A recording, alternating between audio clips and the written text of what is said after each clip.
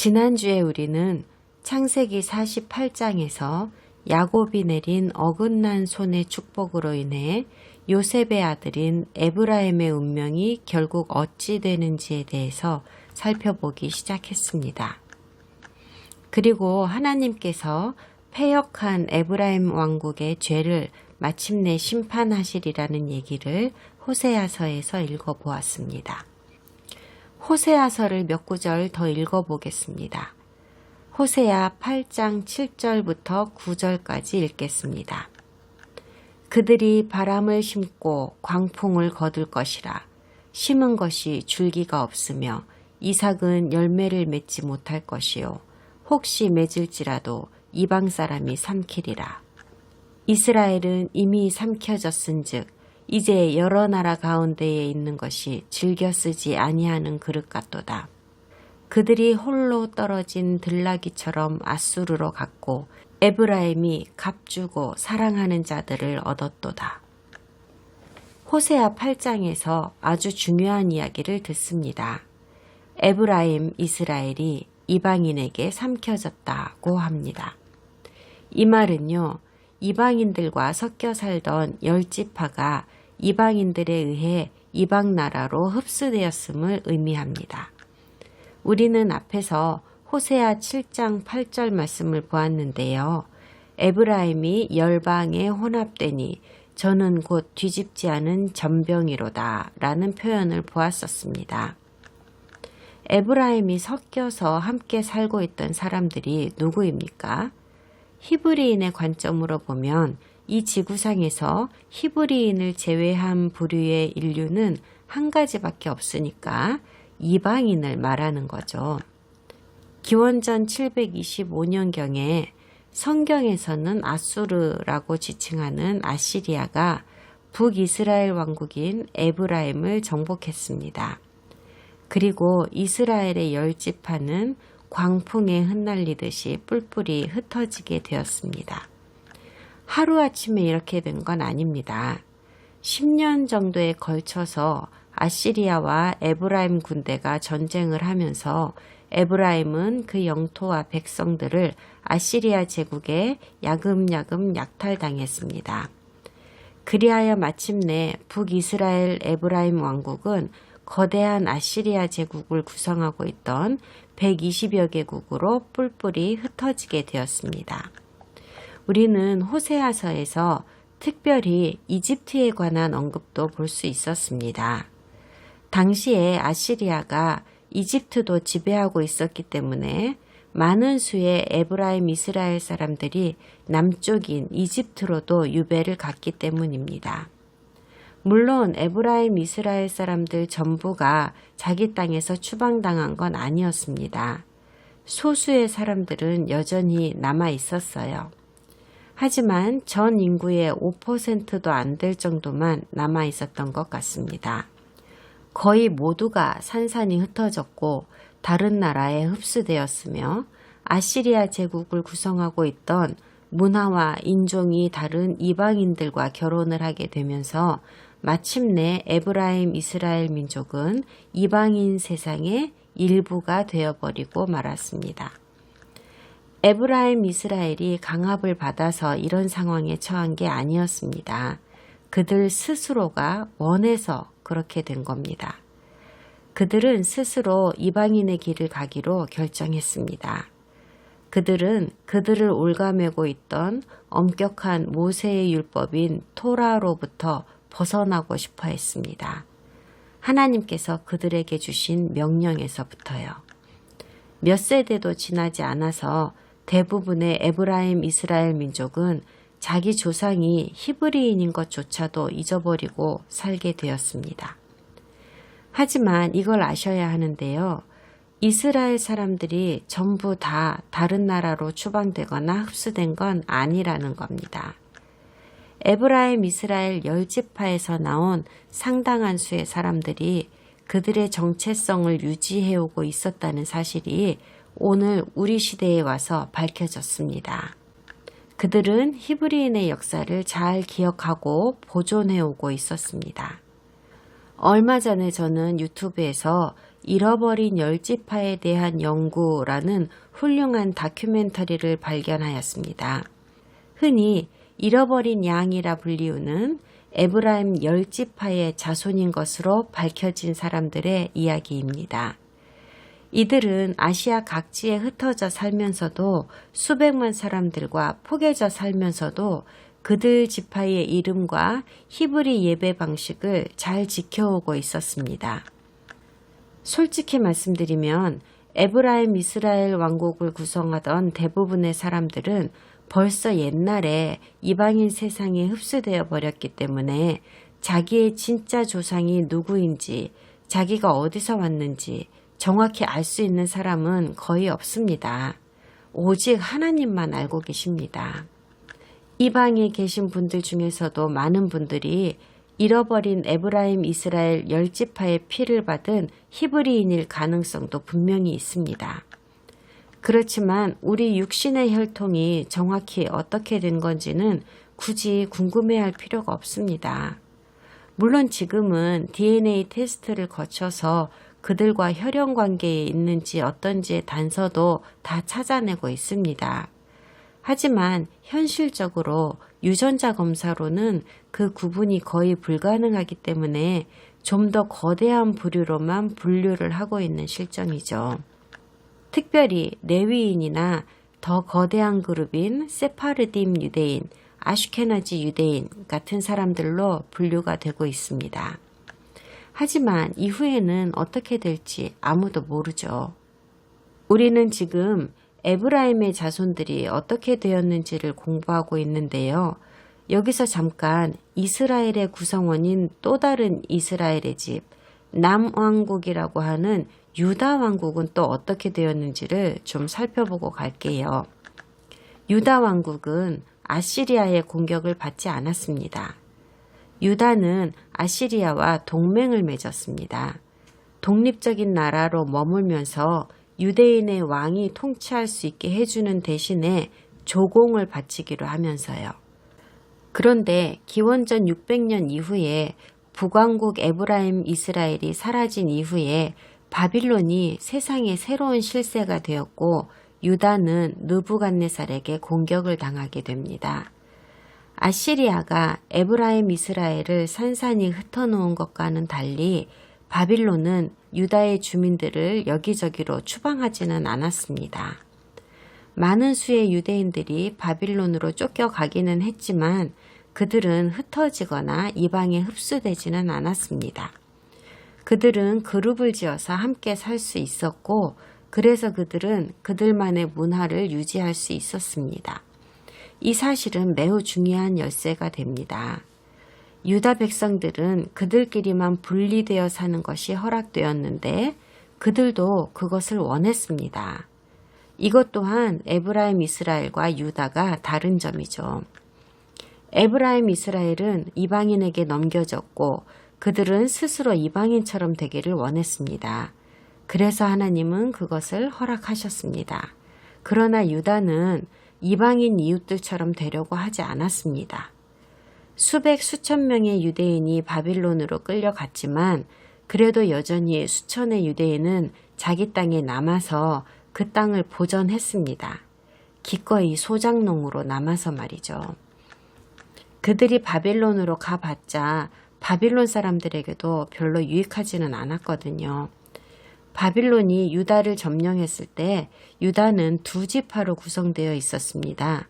베냐민과 유다입니다.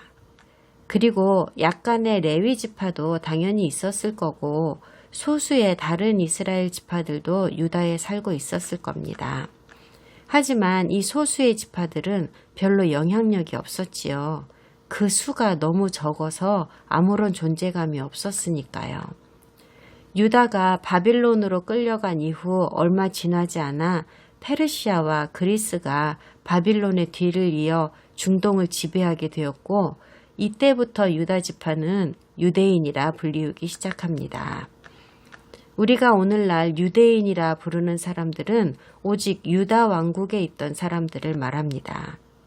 하지만 바빌론 이후에 유대인들은 자기들만을 이스라엘의 남은 자들이라고 생각하게 되었습니다. 그들의 관점으로는 에브라임 이스라엘은 벌써 오래전에 없어졌다고 보았기 때문이지요. 대부분의 에브라임이 이방인 유전자로 흡수되었다는 사실과 유다는 히브리인으로서 그들의 혈통과 문화를 유지해 왔다는 사실, 이런 지식을 배경으로 해서 창세기 48장으로 다시 돌아가 보겠습니다. 창세기 48장 17절에서 19절을 다시 한번 읽어보겠습니다. 자세히 좀 보아주세요. 요셉이 그 아버지가 오른손을 에브라임의 머리에 얹은 것을 보고 기뻐하지 아니하여 아버지의 손을 들어 에브라임의 머리에서 므낫세의 머리로 옮기고자 하여 그의 아버지에게 이르되 아버지여 그리 마옵소서 이는 장자이니 오른손을 그의 머리에 얹으소서 하였으나 그의 아버지가 허락하지 아니하며 이르되 나도 안다 내 아들아 나도 안다 그도 한 족속이 되며 그도 크게 되려니와 그의 아우가 그보다 큰 자가 되고 그의 자손이 여러 민족을 이루리라 하고 19절 마지막 부분에 에브라임이 여러 민족을 이루리라고 합니다. 어떤 성경 버전은 여러 나라들을 이룬다고도 했고 어떤 것에서는 여러 그룹의 민족들이라고도 했습니다. 히브리어 원본에는 무엇라 쓰여 있는지를 좀 봅시다. 모세가 이스라엘을 인도하여 이집트에서 나올 적에 세상은 하나님에 의해 오로지 두 부류의 사람들로만 구분이 되었습니다. 이스라엘과 그 밖의 사람들입니다. 그 밖의 사람들을 성경에서는 이방인이라 부릅니다. 한국어로 이방인이라고 번역하는 원래 히브리어 단어는 고이입니다. 오늘날에 이르기까지 우리 하나님의 눈에는 이 물질 세상은 오로지 두 그룹의 인류로만 이루어져 있습니다. 이스라엘과 이방인이죠. 오늘날에는 일반적으로 유대인과 이방인이라고 부르고 있습니다. 이스라엘, 유대인, 히브리인은 모두 같은 의미의 단어들입니다. 하지만 엄밀히 따지면 성경에서는 이 세 가지 단어를 다른 뜻으로 사용하고 계십니다. 그 차이점을 여러분이 이해하셔야 합니다. 창세기 48장에서 언급하는 이 단어들을 살펴보기 전에 한 가지 강조해야 할 것이 있습니다. 성경 예언에 쓰인 문자를 문자 그대로 번역하지 않고 오류를 범하게 되면 성경 예언의 뜻을 정확히 이해할 수 없게 됩니다. 그래서 마지막 19절에서 에브라임을 향한 야곱의 예언에 쓰인 치명적으로 중요한 히브리어 단어를 자세히 살펴보겠습니다. 한글 성경이 여러 민족이라고 번역한 이것의 원래 히브리어 단어는 멜로하 고임입니다. 멜로하 고임을 문자 그대로 번역하면 가득 찬 이방인이라는 뜻입니다. 이것이 쓰였을 당시의 문맥으로 보자면 이방인 나라들로 가득 찬이란 뜻이 됩니다. 그러므로 에브라임이 이방인으로 가득 찬 나라가 된다는 뜻이 됩니다. 이게 도대체 무슨 뜻일까요? 아직까지는 그 명확한 뜻이 보이지는 않습니다. 우리가 지금 알고 있는 것은 에브라임이 세상의 이방인들과 완전히 섞여버렸다는 사실인데요. 그리고 또 알고 있는 것은 에브라임을 구성하던 엄청난 수의 10지파들이 최근에 와서 수면으로 급부상하고 있다는 사실입니다. 그 사람들이 뭐라고 하냐면요. 아주 중요한 말이에요. 우리는 이스라엘입니다. 하지만 유대인은 아닙니다. 자기들도 이스라엘이지만 유대인은 아니라고 해요. 그들 말이 맞습니다. 그들은 에브라임 왕국에서 온 사람들이지 유다 왕국에서 온 사람들이 아니거든요. 어떤 사람들은요. 하나님께서 기적적인 방법으로 에브라임을 이방 세상에 동화되게 하신 것이라고 말합니다. 그래서 예수아를 믿는 모든 이방인들이 어떻게든 에브라임과 생물학적으로 유전적으로 엮이게 만드신 것이라고요. 심지어 어떤 사람들은 자기들이 이스라엘의 어느 지파에서 왔는지도 알고 있다고 합니다. 이런 말을 하는 사람들은 브리티지 앤 아메리카 협회라고 부르는 곳에서 활동하고 있는 사람들인데요. 영국과 미국이 잃어버린 10지파 중 2지파라고 이들은 말합니다. 또 어떤 사람들은 에브라임은 그냥 이방인 신자들을 상징적으로 표현한 것이라고도 합니다. 또 어떤 사람들은요, 믿는 신자들은 모두 육적 에브라임이 아닌 영적 에브라임이다 라고 말하기도 합니다. 이 모든 이야기들의 공통 핵심은 야곱이 에브라임에게 내린 축복은 히브리 민족이 아닌 충만한 이방인에게 내린 특별한 종류의 아주 중요한 축복이라는 겁니다. 요셉의 아들들, 에브라임과 므낫세를 향한 야곱의 어긋난 손의 축복이 있고 나서 1200년 후에 에브라임은 온 세상으로 흩어졌고 수많은 에브라임 족속이 이방 나라에 흡수되어 이방인이 되었습니다. 이렇게 하여 예언의 일부가 성취되었습니다. 에브라임이 추방당한다는 예언은 이렇게 성취되었고 한편 일부의 사람들은 그들끼리 서로 뭉쳐서 히브리 뿌리를 유지하여 오게 됨으로써 또 다른 예언이 성취되는 것을 우리는 보고 있습니다. 우리 눈앞에서 모두 성취되고 있습니다. 에스겔서를 다시 한번 봅시다. 에스겔 37장을 보아주세요. 에스겔서를 쓴 에스겔은요, 바빌론으로 유배를 가 있을 때에 바빌론에서 이 예언서를 기록했습니다. 그는 유다 왕국에서 쫓겨난 유대인으로서 바빌론의 느부갓네살에 의해 포로로 끌려간 사람 중 하나입니다. 에브라임 이스라엘은 이 시기보다 100년도 훨씬 전에 사라져서 지금은 존재하지 않는 상태입니다. 에스겔 37장을 읽겠습니다.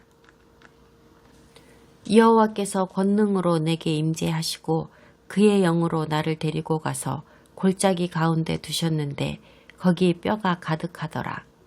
나를 그 뼈 사방으로 지나가게 하시기로 본즉 그 골짜기 지면에 뼈가 심이 많고 아주 말랐더라. 그가 내게 이르시되 인자야 이 뼈들이 능히 살 수 있겠느냐 하시기로 내가 대답하되 주 여호와여 주께서 아시나이다. 또 내게 이르시되 너는 이 모든 뼈에게 대언하여 이르기를 너희 마른 뼈들아 여호와의 말씀을 들을지어다. 주 여호와께서 이 뼈들에게 이같이 말씀하시기를 내가 생기를 너희에게 들어가게 하리니 너희가 살아나리라. 너희 위에 힘줄을 두고 살을 입히고 가죽으로 덮고 너희 속에 생기를 넣으리니 너희가 살아나리라. 또 내가 여호와인 줄 너희가 알리라 하셨다 하라. 이에 내가 명령을 따라 대언하니 대언할 때에 소리가 나고 움직이며 이 뼈 저 뼈가 들어맞아 뼈들이 서로 연결되더라.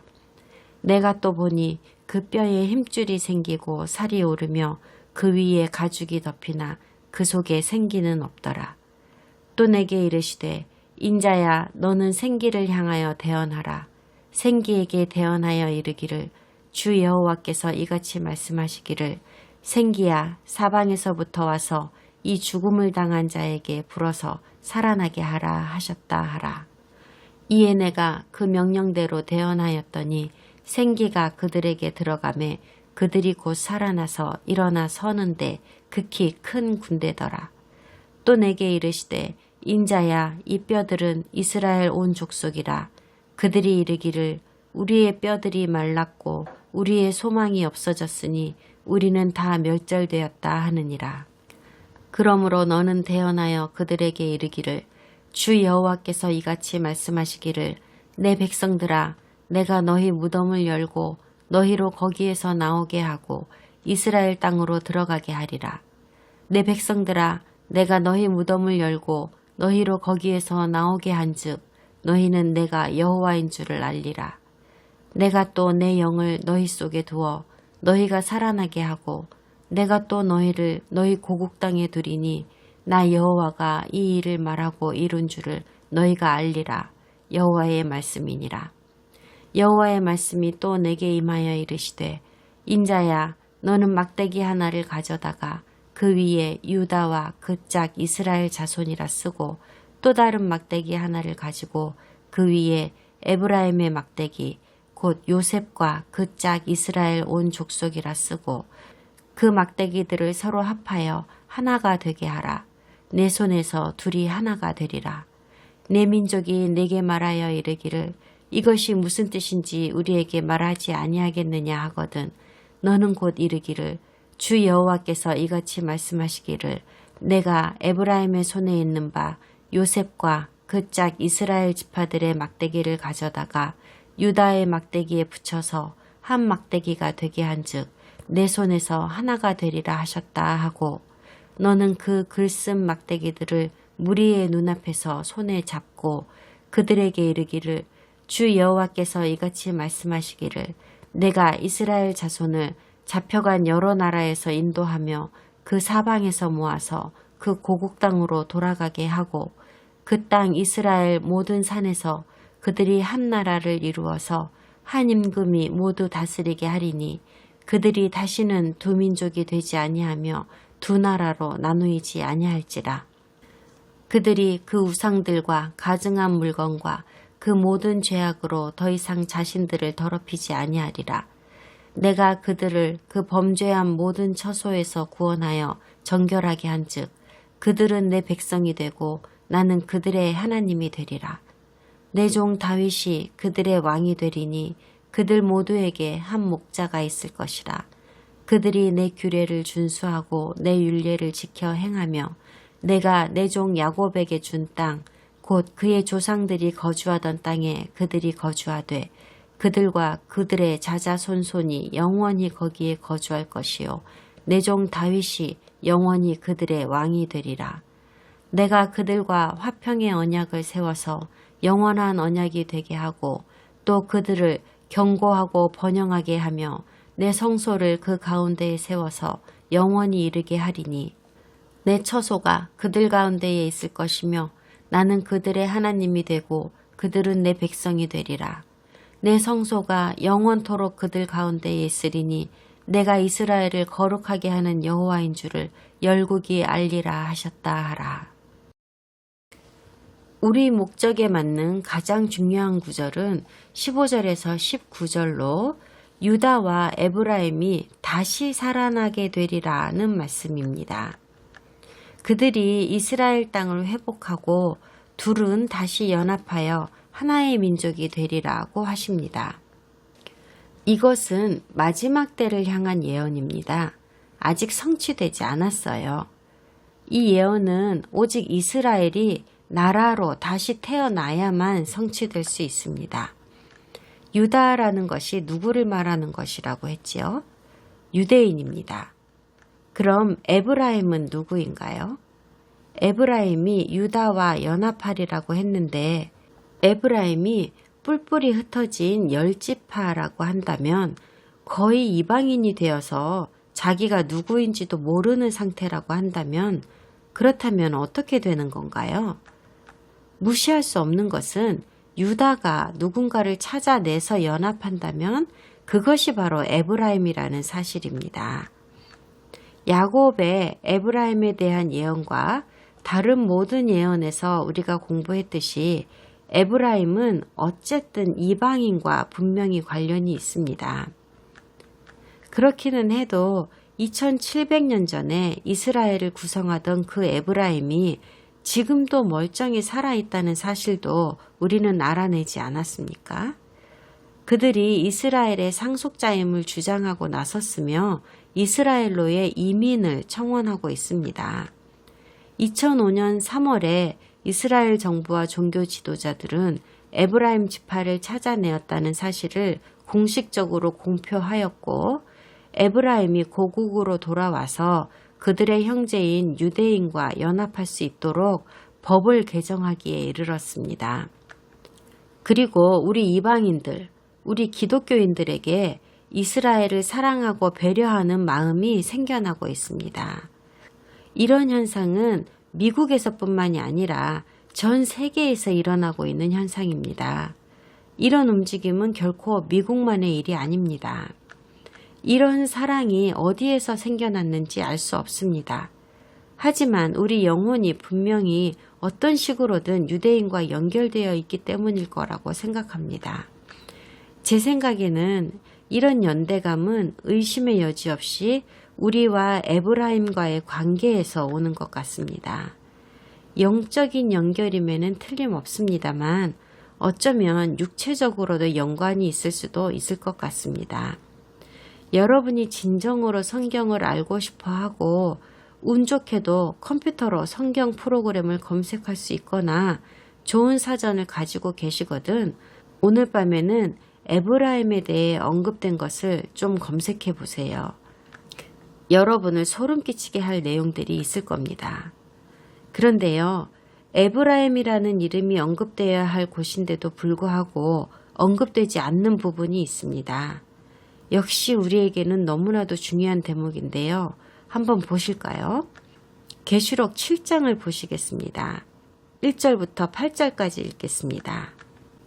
2일 후에 내가 네 천사가 땅 네 모퉁이에 선 것을 보니 땅의 사방의 바람을 붙잡아 바람으로 하여금 땅에나 바다에나 각종 나무에 불지 못하게 하더라. 또 봄에 다른 천사가 살아계신 하나님의 인을 가지고 해돋는 데로부터 올라와서 땅과 바다를 해롭게 할 권세를 받은 네 천사를 향하여 큰 소리로 외쳐 이르되 우리가 우리 하나님의 종들의 이마에 인치기까지 땅이나 바다나 나무들을 해하지 말라 하더라.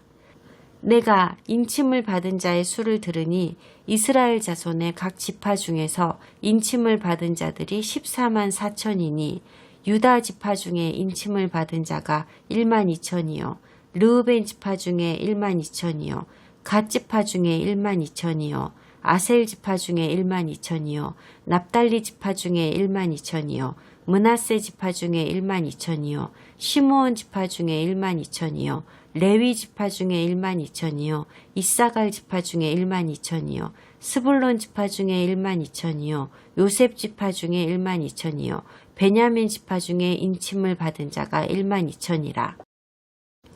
이 말씀은 대환난의 내용을 담은 것입니다. 유대인들은 이것을 야곱의 환난이라고 합니다. 대환난과 야곱의 환난은 같은 것인데 문화권에 따라 부르는 이름이 좀 다를 뿐입니다. 우리는 여기에 나오는 14만 4천에 대한 이야기를 수년에 걸쳐 실제로 목격해 왔습니다. 14만 4천이 누구를 말하는 것일지 추측할 필요가 없습니다. 성경에서 아예 대놓고 지파의 이름들까지도 하나하나 확실하게 나열하여 주셨으니까요. 각 지파마다 12,000명씩 해서 14만 4천이 되는 겁니다. 그런데 그 이름들을 자세히 살펴보면 이상하게 이름 2개가 빠진 걸 알 수 있어요. 에브라임과 단이 빠졌어요. 근데 옛날에 있던 요셉과 레위는 다시 들어가 있습니다. 왜죠? 창세기 49장에 가서 12아들에 대한 야곱의 축복을 공부할 건데요. 거기서 단지파가 끊임없이 패역하고 우상숭배를 일삼게 될 거라는 예언을 보시게 됩니다. 그래서 어떤 사람들은 심지어 적그리스도가 단지파에서 나올 거라고 추측하는 사람도 있습니다. 저는 그 이론을 지지하지는 않지만 그러지 말라는 법도 없을 것 같습니다. 그런 이유로 단지파가 빠졌을 거라는 거고요. 그럼 자연스럽게 다음 질문이 생겨나죠. 그럼 에브라임은 왜 빠졌을까요? 어디로 갔나요? 아까 에스겔에서 봤지만 마지막 때에 에브라임과 유다가 다시 연합한다고 하잖아요. 그런데 여기서는 에브라임의 아버지인 요셉이 다시 들어가 있거든요. 최초에 이스라엘이 발단했을 시기부터 여기 계시록에 이르기까지 이스라엘을 구성하는 구성원들이 계속 변화되어 왔다는 사실은 우리가 일찍이 배운 바 있습니다. 이 이야기는 너무나도 중요해서 잘 이해하셔야 합니다. 갑자기 에브라임이 사라지고 요셉이 들어간 데에는 드라마틱한 일이 일어나기 때문입니다. 무엇일까요? 계시록 7장을 조금 더 읽어보겠습니다. 9절부터 14절까지 읽을게요.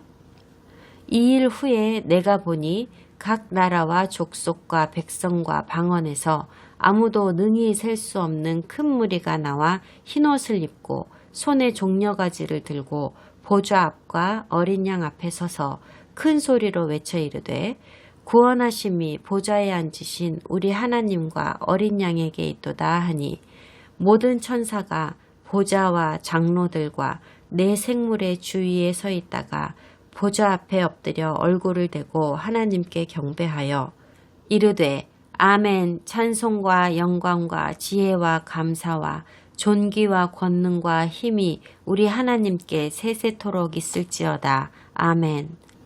장로 중 하나가 응답하여 나에게 이 흰옷 입은 자들이 누구며 또 어디서 왔느냐? 내가 말하기를 내 주여 당신이 아시나이다 하니 그가 나에게 이르되 이는 큰 환난에서 나오는 자들인데 어린 양의 피에 그 옷을 씻어 희게 하였느니라. 먼저 기억하셔야 할 것은 에브라임과 유다가 다시 연합하게 되는 것은 야곱의 환난이라 불리우는 대환난이 있기 전이라는 사실입니다. 마지막 때에 이르기는 하지만 대환난 전에 일어나는 일입니다. 계시록 7장에서는 또 다른 부류의 사람들이 등장하는데요. 각 나라와 족속과 백성과 방언이라고 합니다. 물론 이 사람들은 대환난에서부터 무사히 옮겨진 신자들을 말합니다. 어떤 사람들은 이들이 대환난 시기에 순교한 사람들이라고도 하고 저를 포함한 또 다른 사람들은 이들은 휴거한 사람들일 거라고 보기도 합니다. 요점은요. 이 사람들이 누구이건 간에 하나님의 보좌 앞에 선 것으로 보아 틀림없이 신자들일 거라는 겁니다. 추측을 해야 할 때는 추측이라고 미리 말씀드릴 거라고 했었죠. 지금이 그 순간 중 하나입니다. 흰옷을 입은 이 사람들은 누구일까요? 아마도 갑자기 12지파의 이름 중에서 빠지게 된 에브라임이 아닐까 합니다. 13절에서 천사가 요한에게 물었잖아요. 이 흰옷 입은 자들이 누구며 또 어디서 왔느냐 하고요. 앞절에서 말씀하시기를 각 나라에서 나온 자들이라고 했습니다. 각 나라라 하니까 각 나라인 거죠. 그리고 에브라임이 이방인들 속으로 뿔뿔이 흩어지기는 했지만 일부는 유대인인 유다와 함께 살고 있었습니다. 또한 나라들이라고 하면 이방인을 말하는 것이라는 것도 우리는 압니다. 이 강의를 정리하기 위해서 성경 몇 구절을 더 읽어드리면서 이 말씀의 중요성을 최선을 다해 설명해 보고자 합니다. 먼저 여기 계시록 7장에서 말하고 있는 이스라엘은 잃어버린 이스라엘을 말하는 건데 사실 이제는 더 이상 잃어버린 자들이 아니게 되었지요. 에브라임 이스라엘은 이방인 세상으로 완전히 사라지지 않았었습니다. 하나님의 보호하심 속에서 함께 뭉쳐 살면서 그들의 본래 지파의 정체성을 유지하고 있었습니다. 이 에브라임 지파에서 14만 4천이 나오는 겁니다.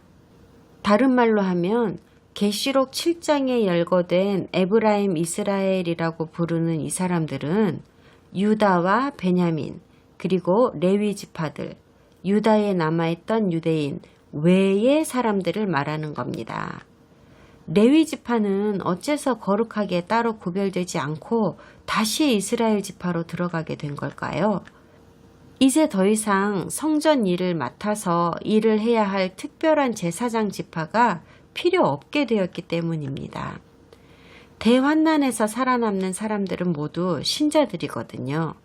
다른 사람들은 살아남을 수가 없어요. 모든 사람들이 다 제사장이 되었습니다. 모든 구원의 사역은 끝이 났거든요. 모두 다 구원받았습니다. 그러므로 이스라엘의 장남들을 속량하기 위하여 더 이상은 레위 지파가 인질로 잡혀있지 않아도 되게 되었습니다. 레위의 역할은 모두 다 완성되었습니다. 그러므로 이제 그들도 그들의 자리로 돌아가 유산을 상속받게 되는 것이죠.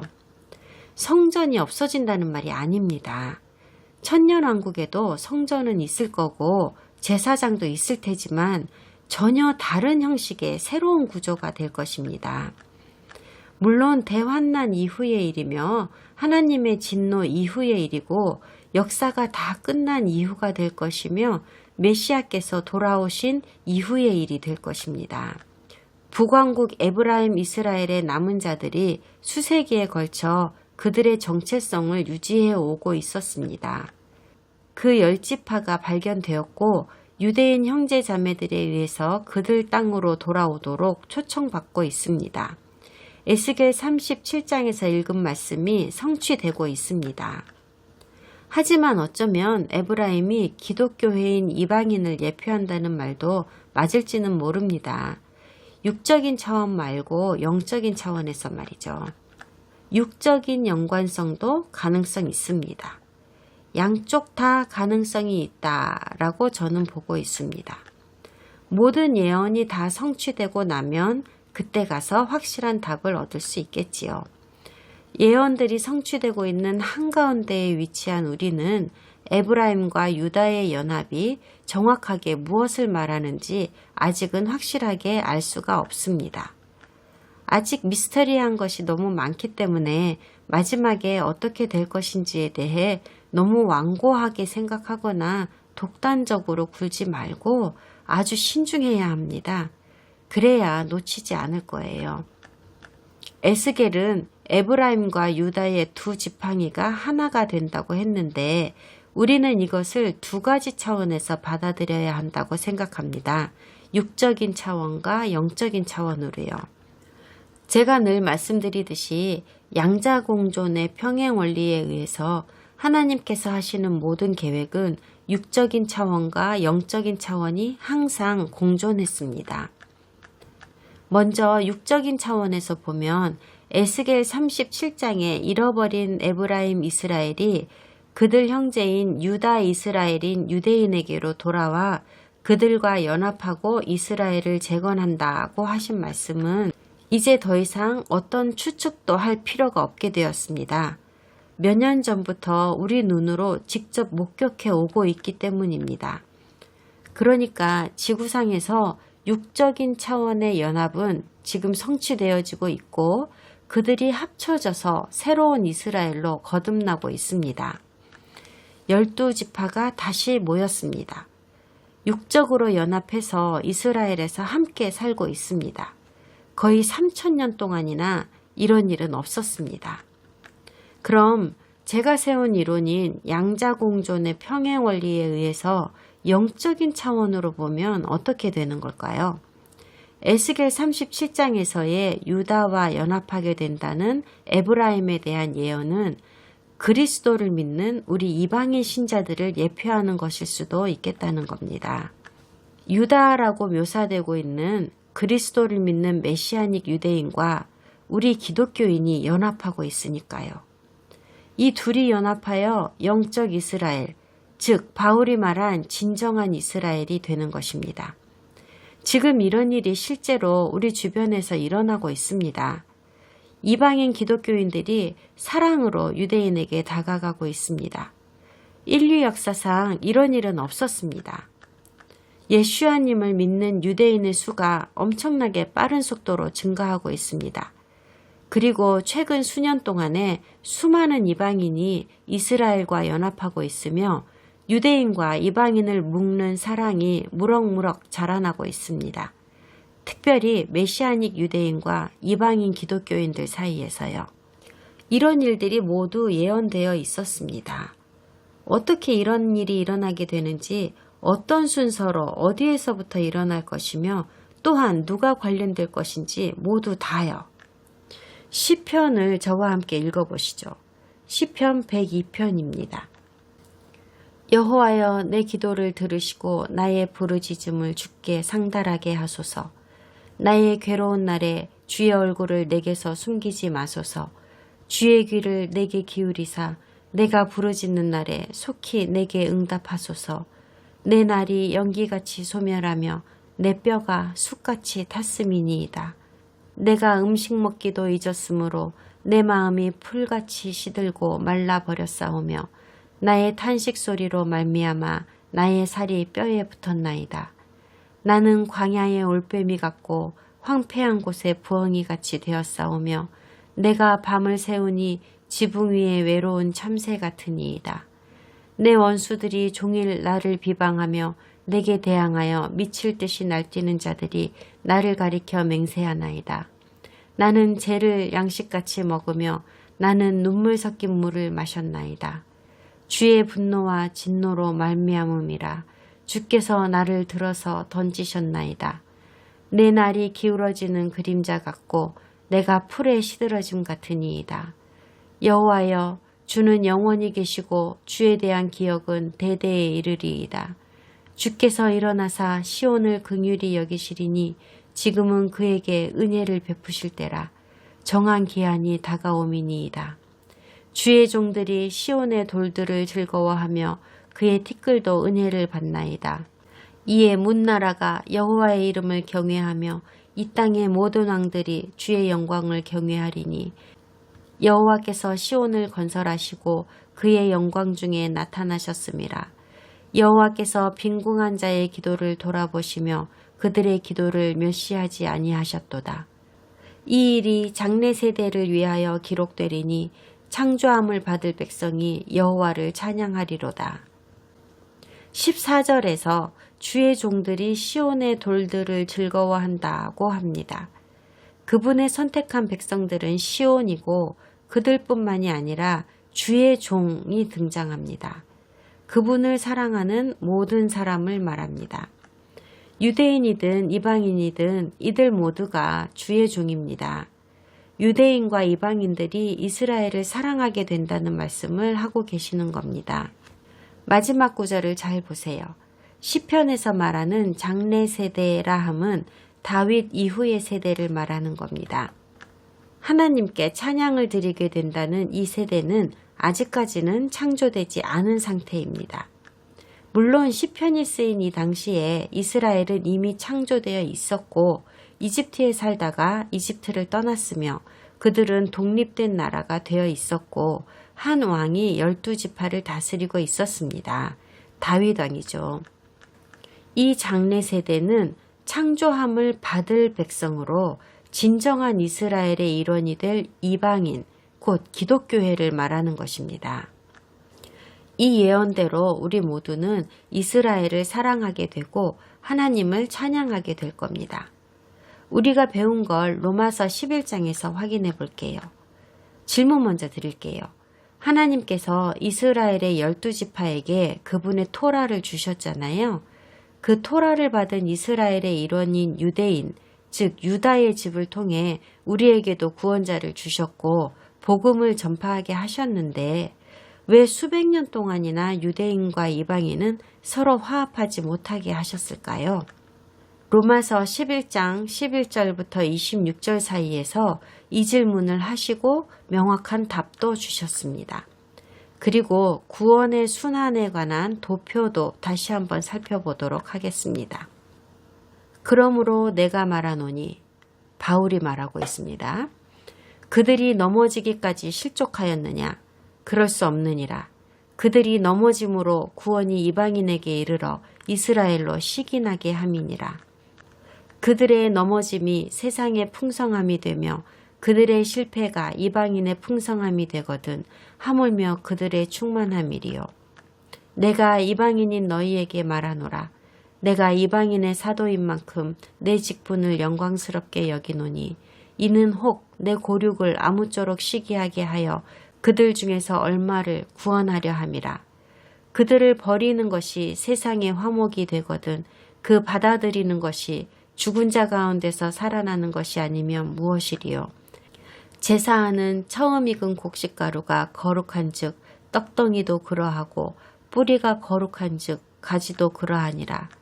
또한 가지 얼마가 꺾이었는데 돌 감람나무인 네가 그들 중에 젖붙임이 되어 참 감람나무 뿌리의 진액을 함께 받는 자가 되었은즉 그 가지들을 향하여 자랑하지 말라. 자랑할지라도 네가 뿌리를 보전하는 것이 아니요 뿌리가 너를 보전하는 것이니라. 그러면 네 말이 가지들이 꺾인 것은 나로 젖붙임을 받게 하려 함이라 하리니 옳도다. 그들은 믿지 아니함으로 꺾이고 너는 믿음으로 섰느니라. 높은 마음을 품지 말고 도리어 두려워하라. 하나님이 원 가지들도 아끼지 아니하셨은즉 너도 아끼지 아니하시리라. 그러므로 하나님의 인자하심과 준엄하심을 보라.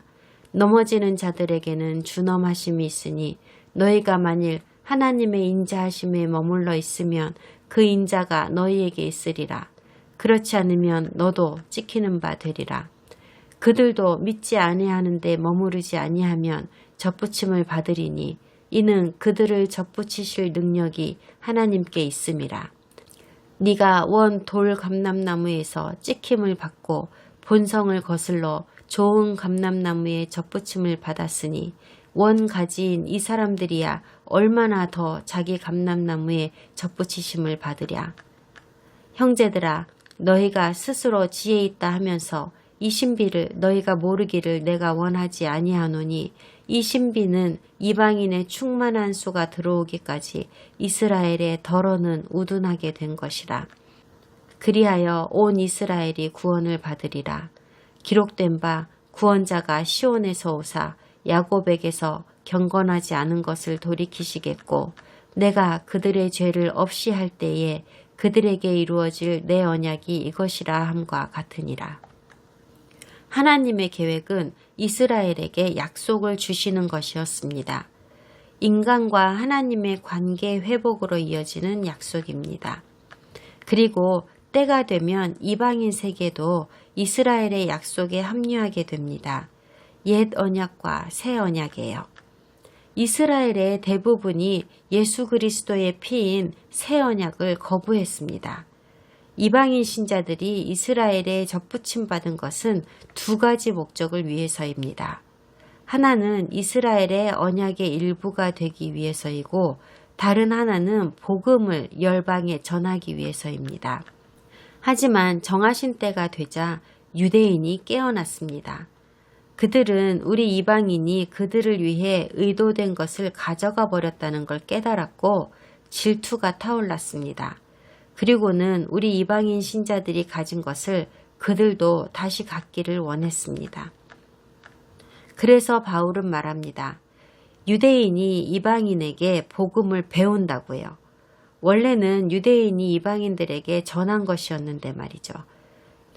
이렇게 해서 온 이스라엘인 유대인과 이방인이 모두 구원을 받게 되는 겁니다. 양쪽 집 다요. 영적으로 온 이스라엘이 누구이죠? 신자들입니다. 이방인과 유대인 신자들요. 이방 나라가 되었던 이스라엘인 에브라임과 유다에 남아있던 유대인들, 이렇게 양쪽 집이 바로 온 이스라엘입니다. 모두가 구원받습니다. 이런 일이 일어나고 있는 것을 지금 우리가 똑똑히 보고 있습니다. 다음 주에 우리는 창세기 49장의 야곱의 축복에 대해 본격적으로 공부할 겁니다. 이 축복이 어떻게 48장의 어긋난 손의 축복과 연결되는지도요.